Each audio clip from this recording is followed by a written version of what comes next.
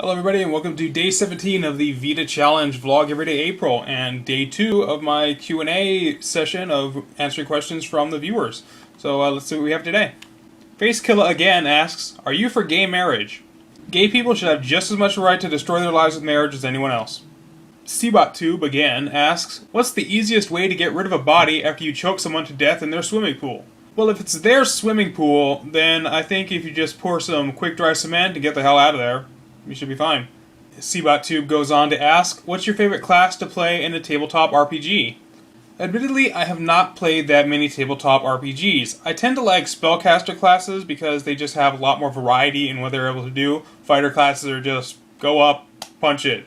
Go up, use your sword on it. Go up, hit it with your gauntlet. Go take damage so the rest of the party can stay there. It seems really it seems really simple for me. Whenever I'm playing games like Neverwinter Nights, I tend to prefer, again, spellcasting classes, or at least classes that have a lot more variety in what they're able to do.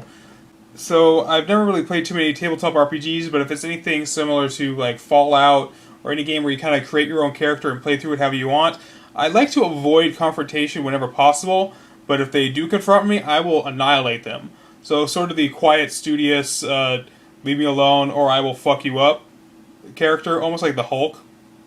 So like it's kind of the duality of the Hulk. He's Bruce Banner and he's very quiet, he's a brilliant mind, but if you piss him off, he'll fuck you up. I kind of like characters that play sort of like that. Speak softly and carry a big fucking rocket launcher.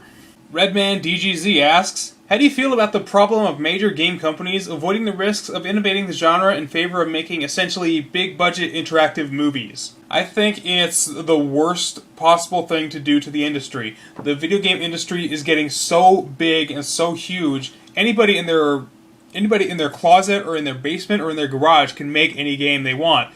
If you look at something like Minecraft, or even people like Terry Kavanaugh, people that are making these awesome games just based on whatever they did in their past, based on the retro games of the past. And I think those have just as much validity as games like Call of Duty, Halo, Bioshock Infinite, to get into a more recent one. I don't know why I'm pointing over there. I have Bioshock Infinite on my PC.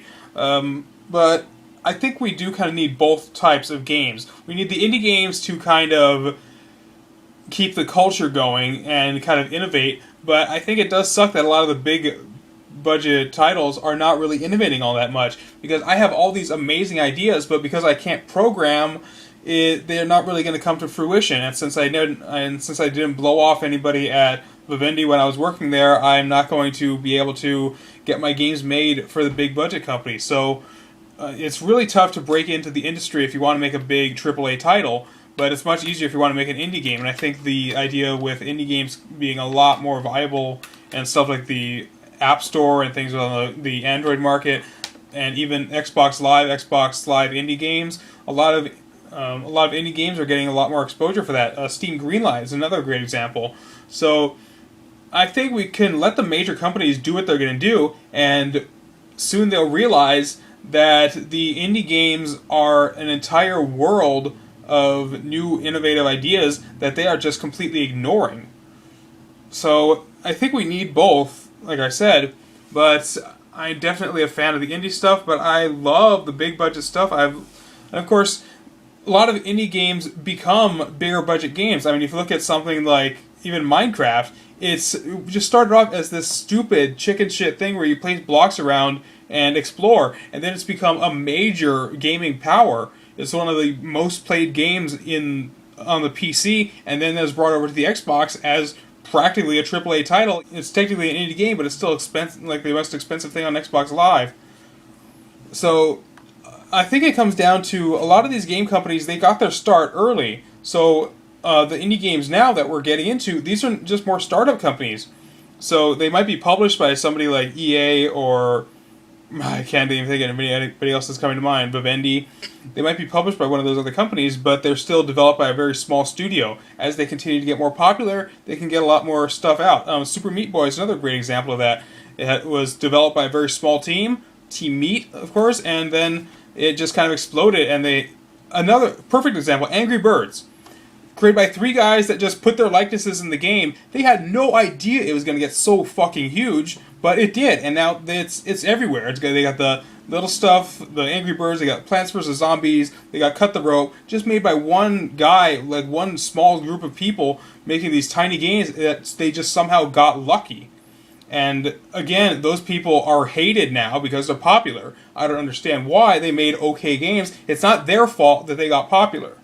And they are laughing all the way to the bank now, I guess. So, I guess my answer to that is all kind of all over, but we need the indie games, and the big budget companies, they need to watch out. Because the indie games are going to rise up, and the people are going to realize that once the AAA titles are gone, they're going to have to start looking at other games that are more innovative. I think a lot of people that are playing games like Call of Duty, and games that are all very linear, very safe, I guess you would call them, they're going to eventually realize that they want something more out of gaming, and then when they do, the indie gaming will be there for them. And that's it for today. I will see you guys tomorrow for day 18, and I will keep on going. So if you have any more questions, leave them in the comments below, and I'll see what I can do. Everybody take care.